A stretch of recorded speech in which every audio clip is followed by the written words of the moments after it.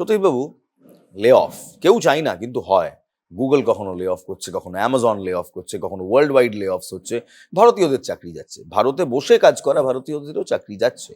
এই লে অফ যখন টেক কোম্পানিজের একেবারে একটা দ্বিতীয় অধ্যায় হয়ে গেছে, মানুষ কি সত্যি এখনো এই টেক কোম্পানিজ, হ্যাঁ হিউজ প্যাকেজেস, বাট লে অফসের সম্ভাবনা তো খুব বেশি, এখানের দিকে ঝুঁকবে? শুনুন, সবচেয়ে প্রথম হচ্ছে লে অফ শুধু ইন্ডিয়ায় হচ্ছে না, সারা সর্বত্র পৃথিবীতে হচ্ছে, নাম্বার ওয়ান।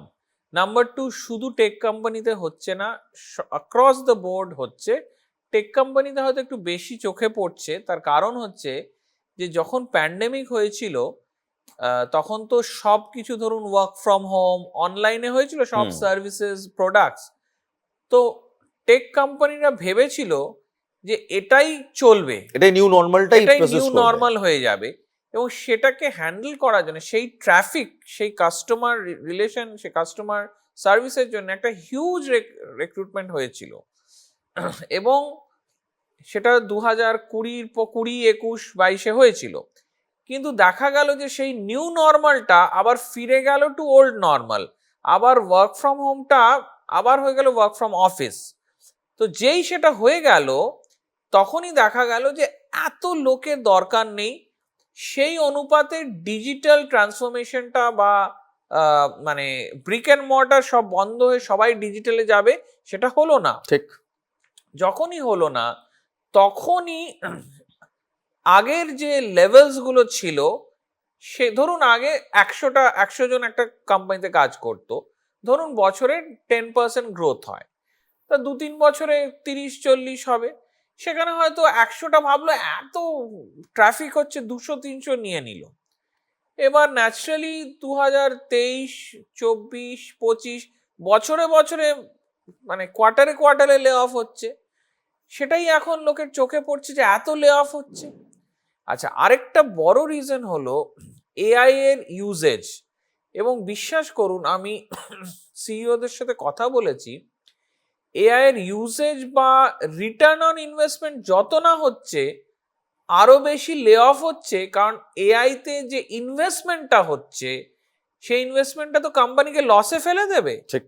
সেইটা যেন লসে না যায়, সেই জন্যে লে অফ হচ্ছে।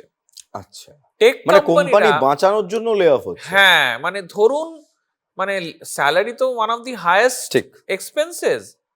তো কম লোক দিয়ে লোকদের বলা হচ্ছে এআই ইউজ করো, আর এআই এর জন্য এক্সট্রা যে খরচাটা হচ্ছে, তার জন্য লে অফ করছে।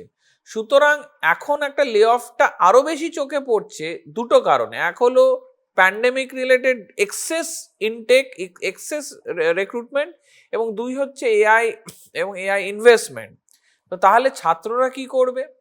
ছাত্রদের উচিত হচ্ছে যে ফান্ডামেন্টালস ভেরি স্ট্রং রাখা, out of the box thinking, creative thinking এবং ইনোভেটিভ থিঙ্কিং কে নিজে স্ট্রং করা, এবং AI usage and creation of AI based সলিউশনসটাতে এক্সপার্টাইজ পাওয়া, যাতে আগামী দিনে যদি এই সমস্যাটা আসে তারা চ্যালেঞ্জটা অ্যাকসেপ্ট করতে পারে।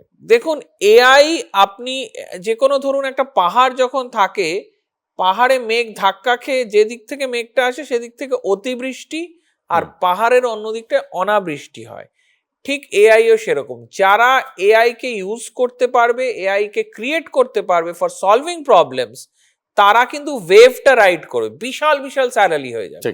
আর যারা এআই কে ঠিক মতো অ্যাডপ্ট করতে পারবে না, তারা কিন্তু লে অফ হবে বা রিট্রেঞ্চমেন্ট হবে, তারা কিন্তু খুব বিপদে পড়বে। সুতরাং এখনকার ছাত্রছাত্রীদের উচিত out of the box thinking যেমনি ডেভেলপ করা, এআই বেসড সলিউশন, মানে এআই ইউজার না, এআই ক্রিয়েটার হওয়া, এআই বেসড প্রোডাক্ট তৈরি করা, এআই বেসড সলিউশন তৈরি করা, যাতে কোম্পানির প্রবলেম, সোসাইটাল প্রবলেম, গভর্নমেন্ট প্রবলেমকে সলভ করা যায়।